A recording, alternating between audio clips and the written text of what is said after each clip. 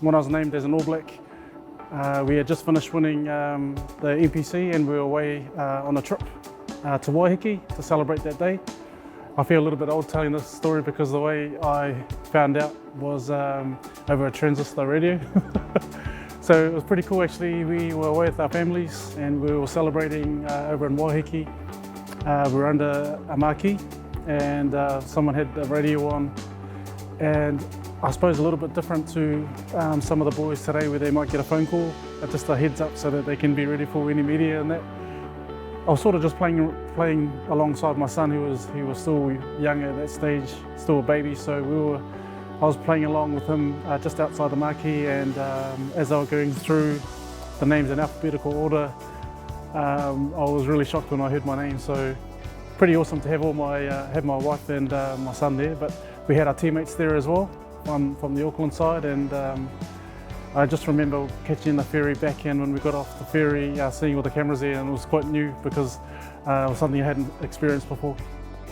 But the cool moments as well as being able to share that with mum and dad, people that had supported me the whole way through. And when I think back to the start of the year, we were in the middle of building a house. We had frames on there, and at the beginning of the year I didn't have a job. So yeah, it was a real blessing to be picked up from the Chiefs. And I went down there and worked my butt off. Spent a lot of time away from the family, my young family at that time as well.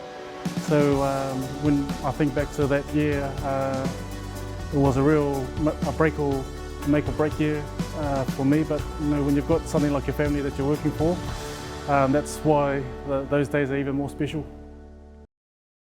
The first time I put on the All Black jersey, for the first 2 times I was on the bench, and it probably was a time where the bench weren't used as part of the strategy to win, you know. So I didn't get on for the first 2 test matches. So that was at Twickenham and in France when we played against the French in Paris.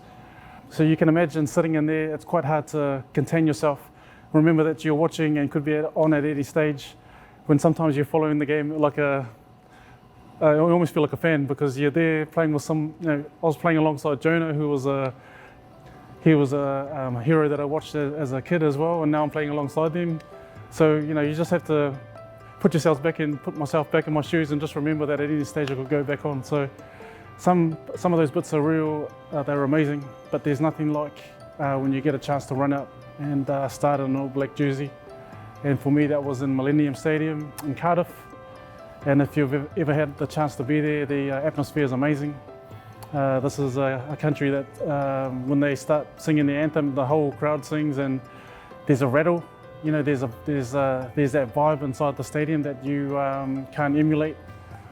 And so actually that moment was amazing, just to be able to actually be standing there, doing singing our anthem, doing the haka, and then waiting for the first whistle of the game. I was up against a gnarly Robin McBride, who's a legend of Welsh rugby especially, and he was a gnarly character, so I knew I had my work cut out for me that day, and it was a great way to be able to start my test career against someone legendary like him. There's probably one person, and he's an All Black legend as well. I played with him at Auckland, my first year playing for Auckland, but it was Sir Michael Jones.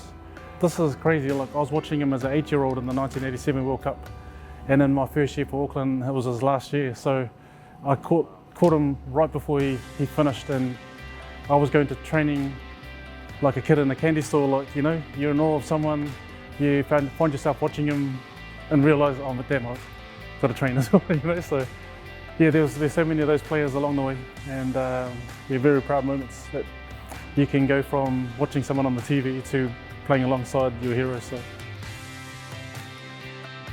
we were lucky enough to be alongside some really special people that gave us a mindset of how was it what sort of condition do you want to leave this jersey in, and how do you want people to remember the All Blacks as well. So that makes it even more special, and yeah, you go out of your way to do things to make sure that the team's always held in the utmost respect.